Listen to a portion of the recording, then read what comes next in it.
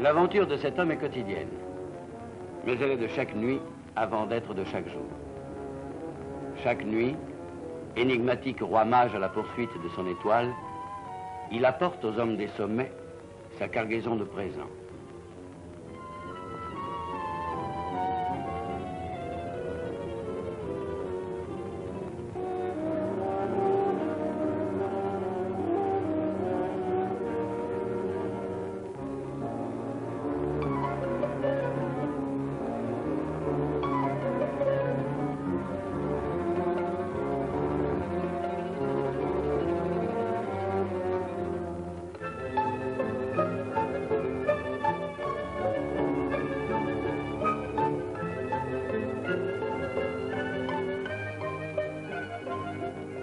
Inlassablement répétés depuis 10 ans, les mêmes gestes conduisent Ferruccio Bosetto.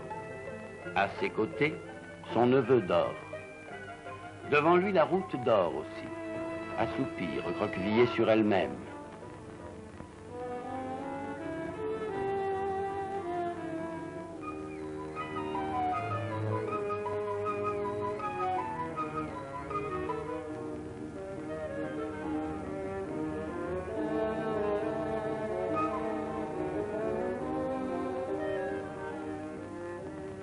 Voyageur infatigable, il se plie à tous les caprices de la route et de la nuit.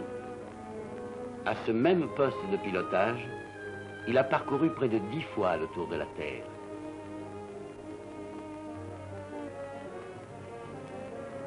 La route et la nuit lui appartiennent, et la montagne aussi, parsemée d'obstacles imprévus, trouée par des lumières qui ne brillent qu'autour des réjouissances des autres.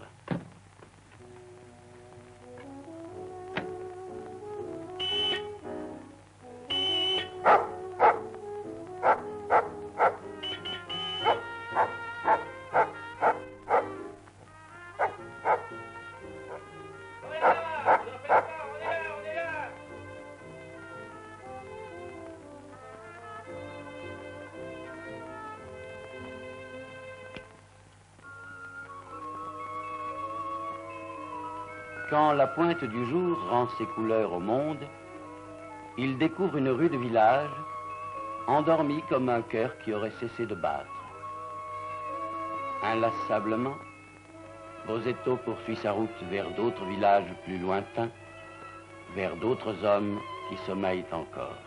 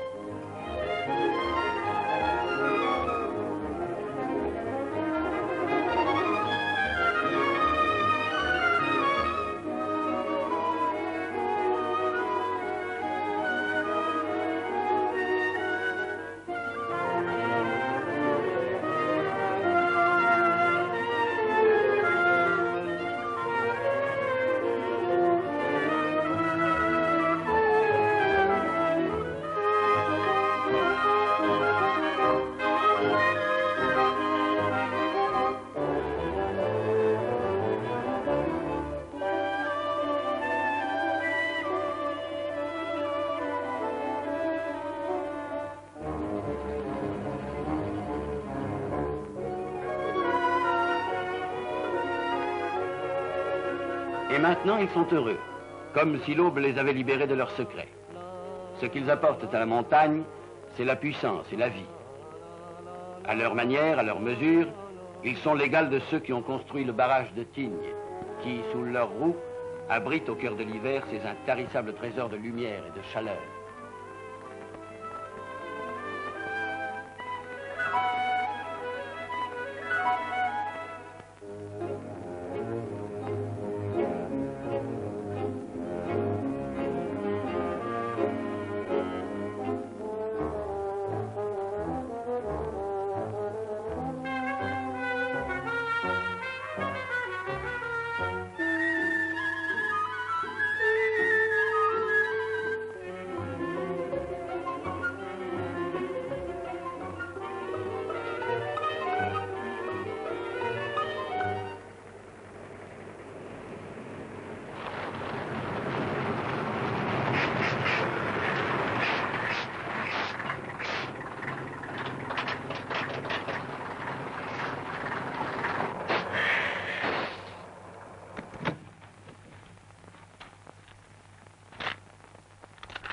Mais avant d'être domptée, la montagne résiste et multiplie ses pièges.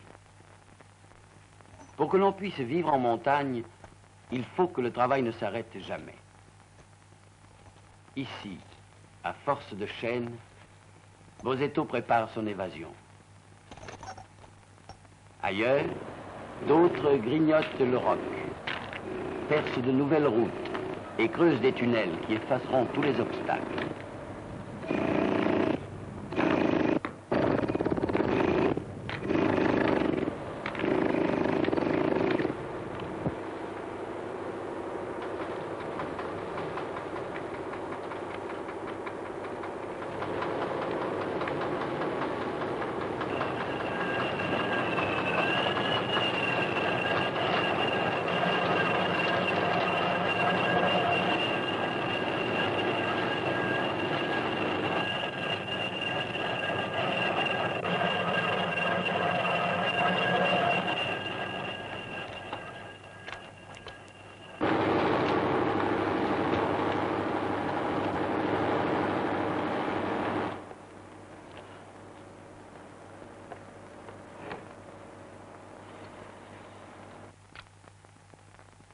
Allô? Allô? C'est toi, Julien? C'est Bosetto, est-ce qu'il arrive?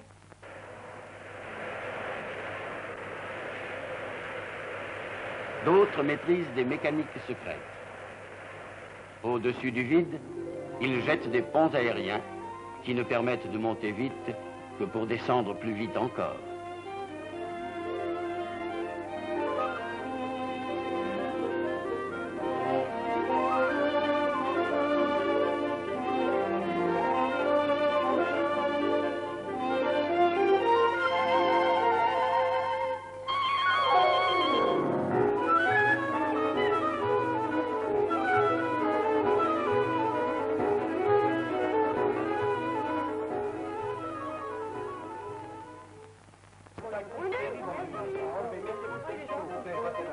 Car la neige est une fête du soleil qui, à l'abri des chalets de Perrette, donne vite naissance à d'autres fêtes.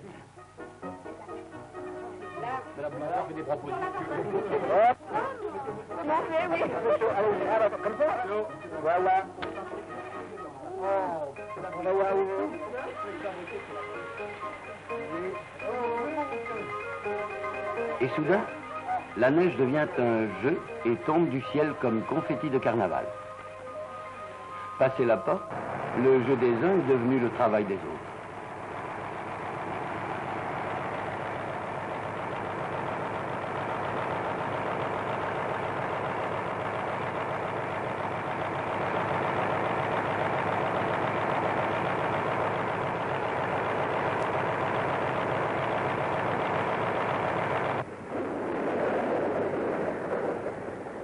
Lorsque le soleil le veut, la neige de la nuit se précipite en avalanche. Mais où s'arrêtera l'avalanche qui sait aussi être linceul?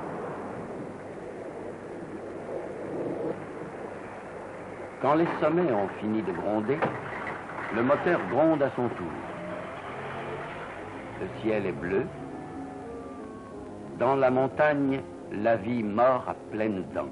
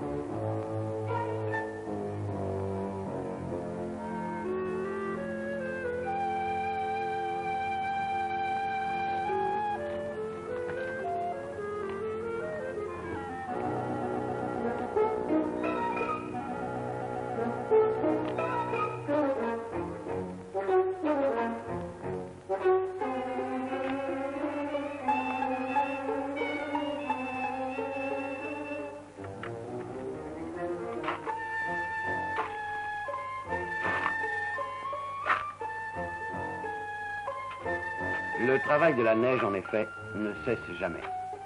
Le lent mouvement de l'avalanche, peu à peu, est devenu obstacle. Comme 2 fois l'an passé, il faut attendre le retour du chasse-neige.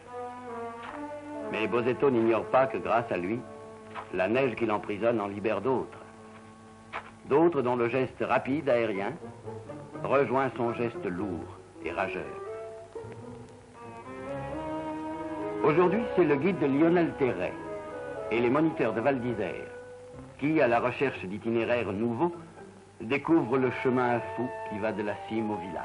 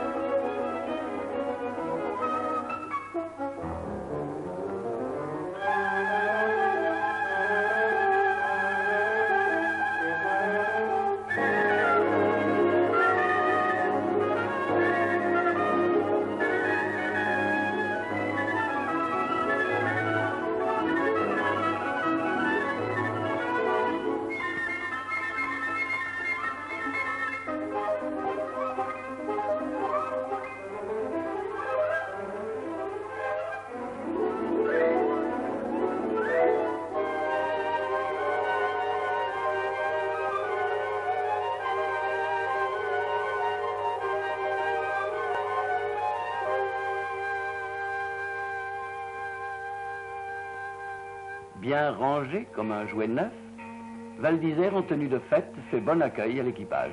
N'est-il pas porteur de bonnes nouvelles?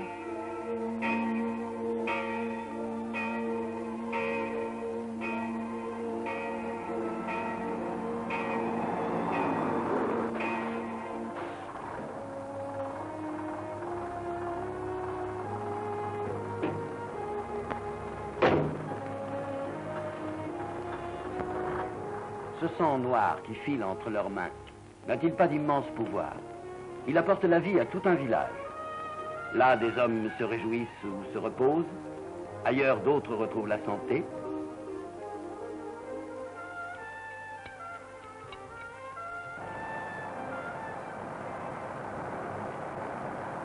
Plus loin, d'autres construisent.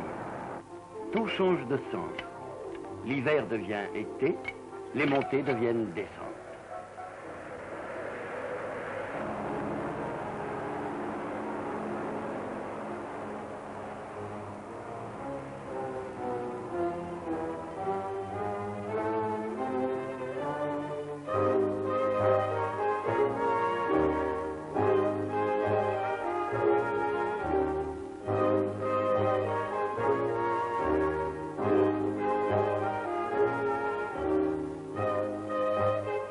Ferruccio Bosetto peut être fier de sa nuit passée.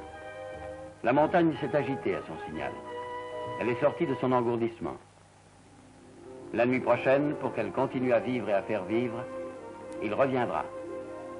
Maître à bord après Dieu, routier sans histoire, mais aussi chef de cordée accrochant à la pente 12 tonnes, sans lesquelles les cimes retomberaient dans leur grand silence blanc.